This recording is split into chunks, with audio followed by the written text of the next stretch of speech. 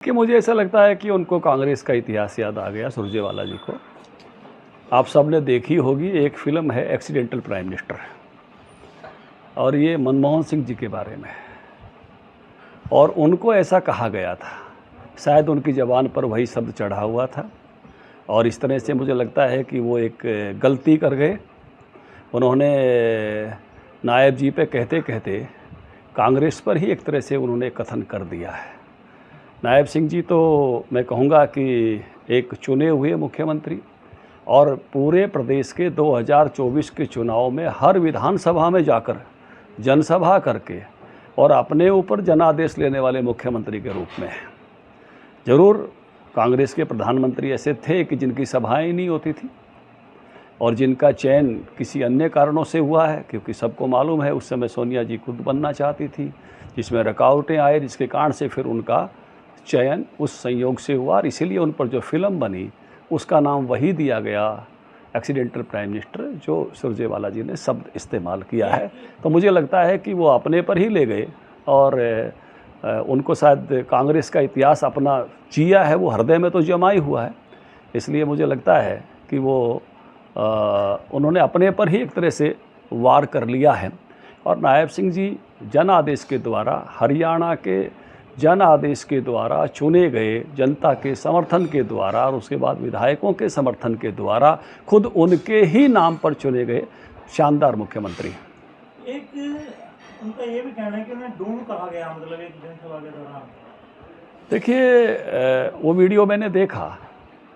तो उसमें एक तो मैं कहूँगा कि सुरजेवाला जी अपने बचाव के लिए जाति सूचक संज्ञा में घुस गए। हालांकि जो लोगों ने कहा, नायब सिंह जी ने तो कहा नहीं, केवल उच्चारित किया जो नीचे से लोग कह रहे थे, वो कार्यसूचक की संज्ञा भी हमारे यहाँ होती है। तो ये हमेशा है, जिस प्रकार से कांग्रेस का गुणगान गाने का काम करते रहते हैं, चाहे वो गुण हों चाहे ना हों, तो वो कार्यसूचक संज्ञा में उनको कहने का काम किया। नायब सिंह जी ने इस प्रकार के किसी शब्द का इस्तेमाल किया नहीं, ना वो इस प्रकार के शब्दों का इस्तेमाल करते हैं। हाँ, नीचे से जो लोग कह रहे थे उन्होंने उसी शब्द को केवल उच्चारित किया, और इसलिए, और वो भी कर्म सूचक है, मैंने कहा कार्यसूचक संज्ञा है, वो अपने बचाव के लिए वो जो है इसको जाति सूचक संज्ञा की तरफ ले जाने का प्रयास कर रहे हैं सुरजेवाला जी। लेकिन सब समझते हैं लोग कि कौन सी बात किस रूप में कही गई है, और खुद मुख्यमंत्री जी के द्वारा ऐसा कोई शब्द अपना उनका मौलिक शब्द नहीं है, केवल नीचे से लोग बोल रहे थे, वही एक तरह से उच्चारित थे। तो इसमें खेद व्यक्त करने जैसी कोई बात नहीं, मुझे लगता नहीं कि उन्होंने कोई इस तरह की बात कही कि जिसको आप ये कहोगे, जैसे हम हर प्रकार के लोग अलग अलग प्रकार के काम करते हैं। आप ज़्यादा हिसाब किताब करोगे तो हो सकता है कोई आपको कहे कि आप क्यों जो है व्यापारी बने, वो व्यापारी कास्ट भी है, व्यापारी व्यवसाय भी है। आप कोई ज़्यादा खेती विषय का बात करने लगोगे तो शायद कोई कहने लगे कि क्यों आज तो बड़े किसान बने हुए हो, वो उसमें किसान में कुछ जाति वर्ग भी आते हैं, एक वर्ग भी है। आप ज़्यादा ज्योतिष वगैरह की और की बात करने लगोगे, मुहूर्त की, तो शायद कोई कहे कि क्यों जो है ब्राह्मण बने हुए हो, वो एक वर्ग भी है और एक जाति भी है। तो लोगों ने भी जो कहा वो उनको जाति उसमें नहीं कहा,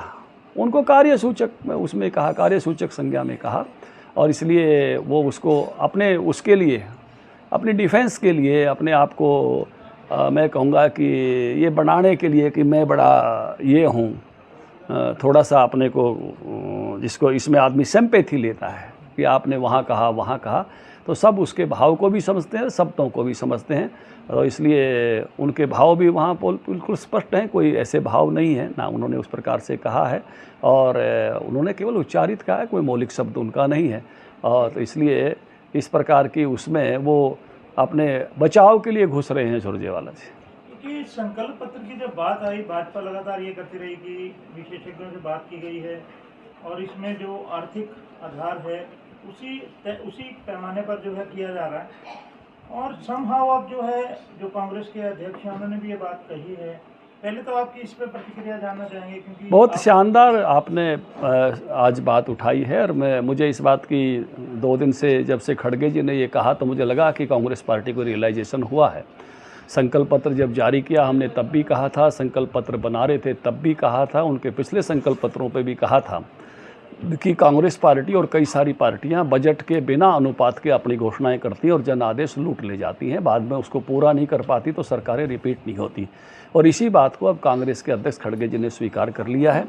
मैं कहूँगा कि ये एक सही रियलाइजेशन है उनका अपनी पार्टी के लिए। और इसके कारण से जो जब हमने अपना संकल्प पत्र बनाया तो कहा था कि हमने बजट को ध्यान में रख के इसको बनाया, और इसलिए बाकी सब दलों को भी अब इस बात को समझना चाहिए कि झूठी घोषणाओं के आधार पर वो सत्ताओं में आ तो सकते हैं लेकिन रिपीट नहीं कर सकते। और ये रियलाइजेशन होना, मैं कहूँगा कि जिस बात को हमने पहले उठाया इस बात को और बहुत ही प्रखरता के साथ कहा इस बात को, आज कांग्रेस को रियलाइजेशन हुआ है, ये अच्छी बात है। देखिए ये तो जो भी मैं कहूँगा कि बहुत सारी चीज़ों का एक कैलेंडर इंटरनली लेके चले हुए हैं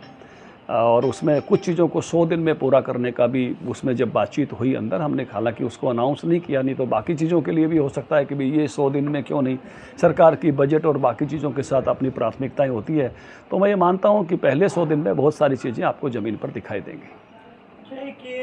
आपने 100 दिन के रोड मैप की बात की, 2100 रुपये जो महिलाओं को देने की बात थी, महिलाएं अब इंतजार भी कर रहे हैं, विपक्षी दल भी लगातार अब ये बात कर रहे हैं कि 2100 रुपये कब से मिलने शुरू होंगे। नहीं, निश्चित रूप से इसका उत्तर तो जो है मैं कहूँगा कि मैं पार्टी का राष्ट्रीय सचिव हूँ, लेकिन सरकार में बैठे हुए लोगों की योजना और कैलेंडर उनके पास होगा,